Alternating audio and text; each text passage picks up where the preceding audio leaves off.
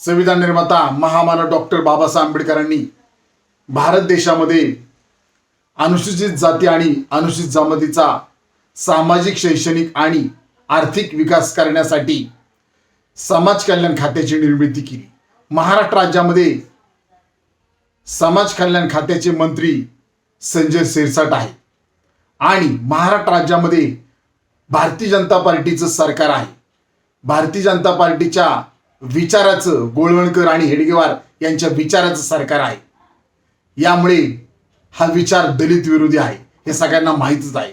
परंतु महाराष्ट्र राज्यातील महायुती सरकारने, भाजप सरकारने त्यांच्या कृतीतून दाखवून दिलेले आहे की दलित विरोधी सरकार आहे। याच महायुती सरकारने लाडकी बहीण योजना जी योजना आहे, या योजनेसाठी समाज कल्याण खात्यामधील निधी वळवला आहे। ही बाब अत्यंत गंभीर आहे। तरी सुद्धा महाराष्ट्र राज्यातील समाज कल्याण मंत्री संजय शिरसाट हे गप्प आहेत।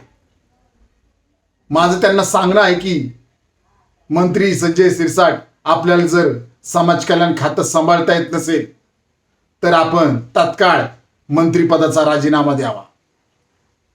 आणि आमचं तर मतच आहे, महाराष्ट्र राज्यातील महायुती सरकार हे दलित विरोधी आहे।